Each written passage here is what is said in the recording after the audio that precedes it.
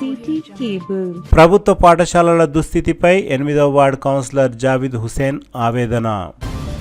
తాండూరు పట్టణంలోని ward number 8లో ఉన్న ప్రభుత్వ ప్రాథమిక పాఠశాలల్లో నెలకొన్న సమస్యలపై స్థానిక కౌన్సిలర్ జావీద్ హుసేన్ తీవ్ర ఆవేదన వ్యక్తం చేశారు. సోమవారం ఇందిరమ్మ కాలనీ, రాజీవ్ కాలనీల్లో ఉన్న ప్రభుత్వ ప్రాథమిక పాఠశాలలను ఆయన సందర్శించి అక్కడ పరిస్థితులను పరిశీలించారు. ఈ సందర్భంగా జావీద్ మాట్లాడుతూ పాఠశాలల ప్రహరీ గోడలు పూర్తిగా దెబ్బతినడంతో పాఠశాల ఆవరణలోకి అసాంఘిక శక్తులు సులభంగా ప్రవేశించే పరిస్థితి నెలకొందని ఆందోళన వ్యక్తం చేశారు. దీంతో విద్యార్థుల భద్రత ముప్పు ఏర్పడుతుందని పేర్కొన్నారు. పాఠశాలల్లో కేవలం 2 గదుల్లోనే 5 తరగతులను నిర్వహించడం వల్ల నాణ్యమైన బోధన సాధ్యం కావడం లేదని అన్నారు. విద్యార్థుల సంఖ్యకు తగిన తరగతి గదులు లేకపోవడం వల్ల ఉపాధ్యాయులు, విద్యార్థులు తీవ్ర ఇబ్బందులు ఎదుర్కొంటున్నారని జావీద్ తెలిపారు. అలాగే పాఠశాలల్లో ఉపాధ్యాయుల కొరత తీవ్రంగా ఉందని, ప్రస్తుతం ఉన్న కొందరు ఉపాధ్యాయులు డిప్యూటేషన్ పై ఇతర పాఠశాలలకు వెళ్లడంతో బోధన మరింత దెబ్బతింటుందని అన్నారు. విద్యార్థుల భవిష్యత్తును దృష్టిలో ఉంచుకొని అవసరమైన ఉపాధ్యాయులను వెంటనే నియమించాలని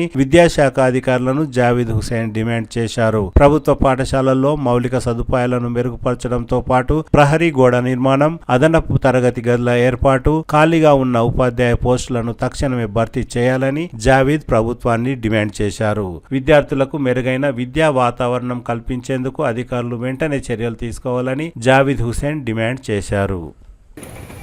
అందరికీ నమస్కారం. తాండూరు పట్టణ ప్రజలందరికీ మరియు నా వార్డు సభ్యులందరికీ, యువతకి, నా కార్యకర్తలందరికీ, టీఆర్ఎస్ కుటుంబ సభ్యులందరికీ నా యొక్క నమస్కారాలు. అస్సలాము అలైకుం రహమతుల్లాహి వ బరకాతుహు. ఈరోజు మన రాజీవ్ కాలనీ మరియు ఇంద్రమ్మ కాలనీ మండల ప్రాథమిక పాఠశాలని సందర్శించడం జరిగింది. అంటే సందర్శించడం అనేది ఇది మొదటిసారి కాదు నాది. రెగ్యులర్గా నేను వస్తుంటా ఇక్కడికి. రెగ్యులర్గా ఇక్కడ సమస్యల్ని నేను ముందల అధికారులకైనా, మన రాజకీయ ప్రతినిధులకైనా చాలాసార్లు చెప్పడం జరిగింది. చాలాసార్లు మెమొరాండం ఇవ్వడం జరిగింది. ఇక్కడ ఉన్న సమస్యల గురించి, ముఖ్యమైన సమస్యలు అంటే 2 పాఠశాలలకి ప్రహారీ గోడలు అనేవి డ్యామేజ్ అయిపోయినాయి. ఆకతాయిలు అందరూ వచ్చి లోపల సరే ఏదో సాంఘిక కార్యక్రమాలు చేస్తుండ్రు. దాన్ని అరకట్టడానికైనా ఫస్ట్గా ఇక్కడ ప్రహారీ గోడల్ని ఏర్పాటు చేయాలి. అసలు ఎన్నిసార్లు చెప్పినా ఎవరు పట్టించుకుంటలేరు. ఒక వార్డ్ కౌన్సిలర్గా నేను నా లెటర్ ప్యాడ్ మీద కూడా చాలాసార్లు రాసిచ్చినా కానీ ఎవరు పట్టించుకుంటలేరు. ఇంకో ముఖ్య సమస్య ఏమిటంటే, మన ప్రభుత్వం అనేది పిల్లలకి డ్రెస్సులు, భోజనం ఇస్తే సరిపోదు. ఇక్కడ చదువుకోవడానికి ఎలాంటి ఫెసిలిటీస్ ఉన్నాయో అవి చూడాలి. ఇక్కడ క్లాస్ రూమ్స్ అనేవి అస్సలు లేవు. 2 పాఠశాలలలో 2 క్లాస్ రూమ్లలో మొత్తం 10 క్లాసులని వాళ్ళు నడుపుతుండ్రు.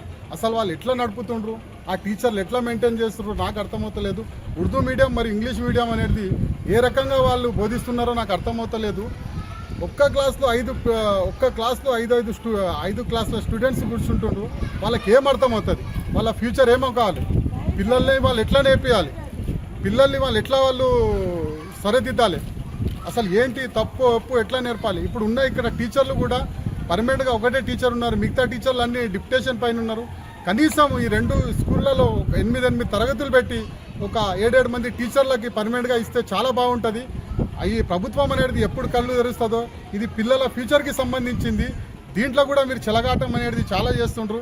మీకు అందరికీ చెప్పేది ఒక్కటే, ఈ ఒక్క స్కూల్ అని కాదు, ఇప్పుడున్న తాండూరులో కాదు, ఎక్కడున్న ప్రభుత్వ స్కూళ్ళలో ఇదే పరిస్థితి నడుస్తుంది. ఎవ్వరు పట్టించుకుంటలేరు.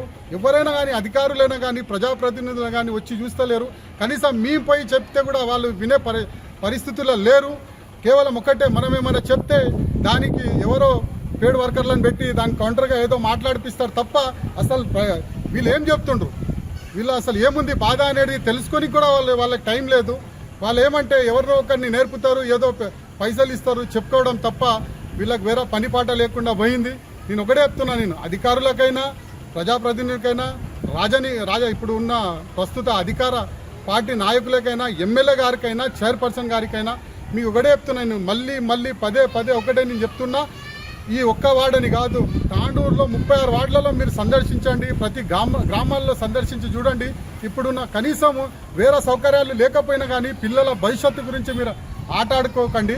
మీకు కోరుకునేది ఒకటే, ఈ విధంగా నడిస్తే కానీ నేను నా పర్సనల్ నేను చెప్తున్నా. నేను కొందరు అంటుండ్రు నాకు ఆ వార్డులో ఏం పని, ఈ వార్డులో ఏం పని అంటే, నేను ఈరోజు చెప్తున్నా, మా గౌరవనీయులు పైలట్ రోహిత్ రెడ్డి గారితో నేను మాట్లాడి అవసరమైతే 36 వార్డుల్లో కూడా నేను సందర్శించి 36 వార్డులలో కూడా సమస్యల గురించి కంపల్సరీ నేను బయట చెప్పడానికి నేను రెడీ ఉన్నా. ఆయనతో మాట్లాడిన తర్వాత ముందల అడుగు ఏముందని చెప్తా, కానీ అప్పటి వరకు నా వార్డులో ఈ స్కూల్లో అది ఏం చేస్తారో ఒక్కసారి చెప్పండి. కానీ చెప్పడం అంటే ఎవరినో పెట్టి కౌంటర్ ఇవ్వడం కాదు.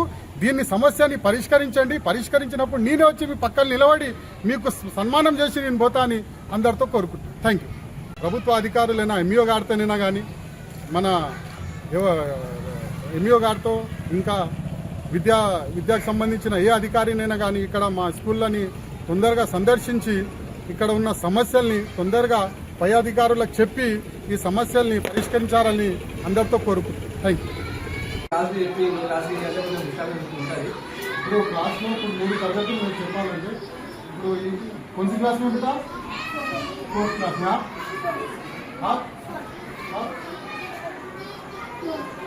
फोर्थ है एक हाँ आप कौन सी क्लास में थर्ड क्लास फोर्थ है आप फिफ्थ है तो third fourth fifth middle class దీన్ని పార్టిషన్ చేస్తే అయిపోతుంది కదా. టీచర్ కూడా లేదా? టీచర్లు ఇప్పుడు ఉర్దూ మీడియంకి ఒకరే ఉన్నారు. యాక్చువల్లీ నేను తెలుగు మీడియం కాబట్టి నేను ఇక్కడ ఇంగ్లీష్ చెప్పవచ్చు అన్నట్టు ఉర్దూ మీడియం పిల్లలకు ఇంగ్లీష్ ఇచ్చేస్తాను. ఇంకా ఉర్దూ మీడియం టీచర్ కూడా కావాలి ఖచ్చితంగా. 10th బట్టి ఇద్దరు ఇస్తారు. ఇంకో టీచర్ని ఖచ్చితంగా ఉర్దూ మీడియం తీయాలి. ఒకటే టీచర్కి చాలా ఇబ్బంది అవుతుంది. ఆమెనే ఉర్దూ చెప్తుంది, ఆమెనే ఆ టీచరే మ్యాథ్స్ చెప్తుంది.